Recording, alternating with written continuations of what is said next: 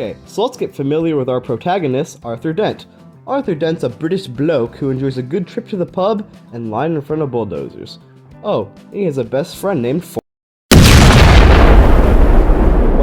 Well, Earth just got destroyed by an alien race called the Vogons. And why do you think Earth got destroyed? To build a freeway, an intergalactic freeway. Isn't that great? So, life has been meaningless. Everything everyone has done has been meaningless. You're meaningless, I'm meaningless, nothing matters. What's the point of anything? What?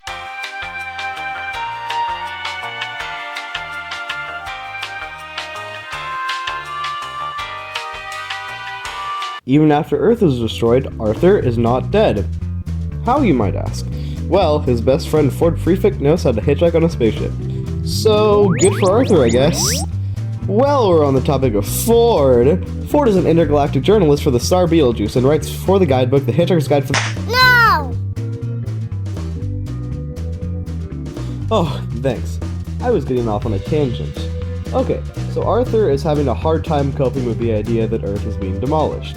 So he complains to the manager, and since the manager hates Karens so much, he puts them through the worst torture in the universe. Poetry. During the worst pain in the universe, the Vogan decides to spare them of the poetry by throwing them out of the airlock! So, let's do a little science experiment.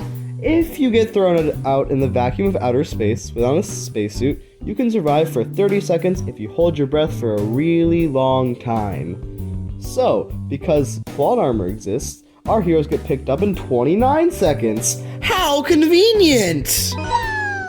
So, our heroes get picked up on a spaceship named the Heart of Gold. The Heart of Gold is a revolutionary spaceship that runs on an infinite improbability drive. Now, you might ask, how does this thing work? Well, it runs on whale sacrifice. This allows the ship to travel to every atom in the universe in a fraction of a second. But the side effect is everything is a little wacky inside. Soon, we meet a robot who works on the ship named Marvin. Marvin is such an advanced robot that he has depression. So, Ford and Arthur, who got picked up by the ship, get called to the bridge, where they meet the president of the universe, Zaphoid Bebox, and his girlfriend Trillian.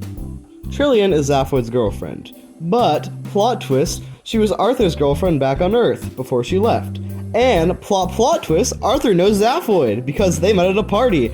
And, plot twist, Ford and Zaphoid are cousins! You got any of that? Nope, I sure didn't!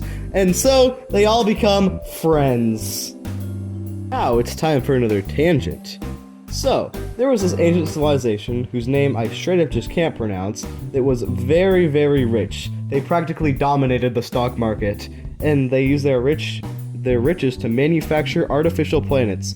But they went extinct when their entire planet was blown up by ballistic missiles.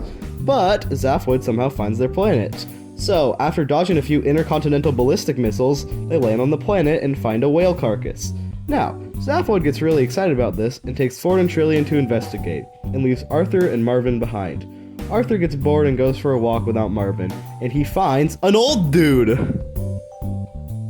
Now, this old dude is just an exposition dump truck, and the first thing he does is grab a flying streetcar and take Arthur underground. But you might be wondering, didn't Arthur ever learn not to get into a stranger's vehicle? Well, it's okay, because he had candy. So, he tells Arthur that the civilization was not destroyed by intercontinental ballistic missiles. It actually wasn't harmed at all. They just hibernated underground to avoid the stock market crash. So, he takes Arthur to a factory where they manufacture planets and shows Arthur a special surprise. Earth 2. So, these guys who haven't made planets in millenniums somehow made Earth in the 2 days since it's been destroyed. But, anyway, this Earth was constructed for a very special climate. Mice. But to explain this, we have to rewind very far back.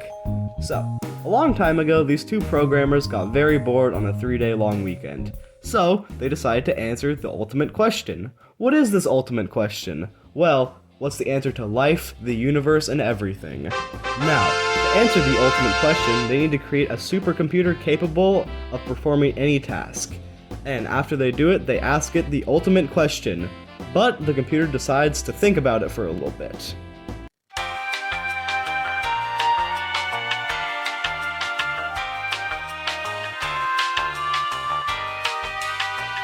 After the computer is done thinking, the entire planet gets together to reveal a ceremony. Everyone's been eagerly waiting for this. And are you ready to reveal the answer? Actually, you know what? Let's play a game. Who wants to take a guess? Joel, do you have time for an interview? No. Yes, you do. No. Okay, What's the Joel, meaning of life? what's the meaning of life? Yellow. I think All right, it's yellow. Joel, I have another question for you about our interview. What do you think about whales? Yellow. Okay. Why do you have rings in your hair? All right, Willie, what's the meaning of life? Nothing. Very creative. How do you feel about whales? I like whales. How do you feel about Joel? Joel. Ollie, what's the meaning of life? Be happy. Okay, how do you feel about whales? I want one. Okay, and you're okay with me showing your face in front of the entire class, right? No! Okay, good. Bye! All right, what's the meaning of life? Nothing. Better answer. How do you feel about meaning. How do you feel about whales? Yeah. How do you feel about whales? It's knockoff normal. Wow. I like that answer. Strong opinions. Charles, what's the meaning of life? What's the meaning of life? I'm being recorded. No, what's the meaning of life? You know why? I'm Probably to like. Shut up! Charles. Okay, I will answer. Okay, what's the meaning of life? My bad, Phil, my bad. Live your best. Okay. How do you feel about whales? No preference. All right, and you're okay with me showing your entire face in front of the class, right? Yep, you're okay. Bye, Charles! Oh, no! No. Okay, what's the meaning of life? To leave the world a better place than you found it. Good answer. How do you feel about whales? I love whales. Good job. And which student is your favorite? I don't have a favorite. You don't? No. Not even Xander? He's close. Sorry, Xander.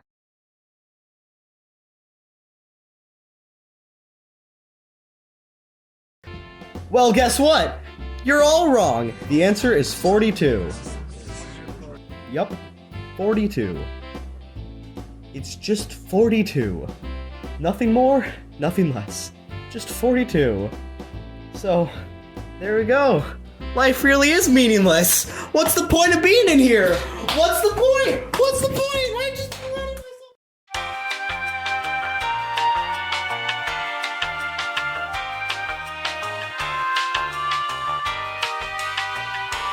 So, an entire species is pretty disappointed about this.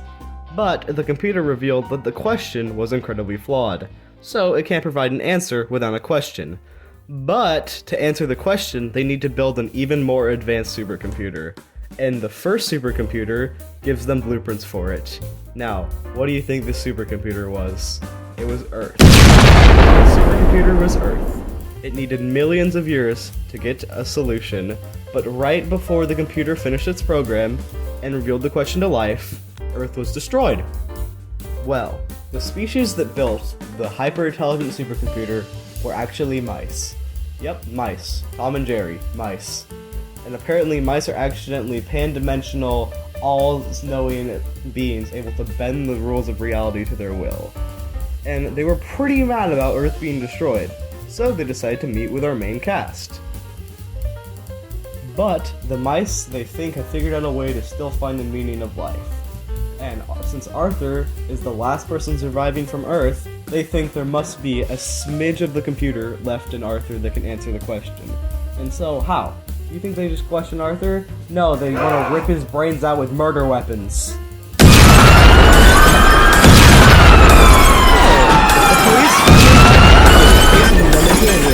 After about 30 minutes of just constantly getting shot at, the cops just die. Well, what caused this? As the crew escape from the planet, they find Marvin, who tells them that he was so bored he chatted with their ship, and since Marvin was so depressing, he made the ship commit suicide. And when the ship committed suicide, it disabled the cops' life support. So Marvin is the real hero. We salute Marvin, the hero that we don't deserve.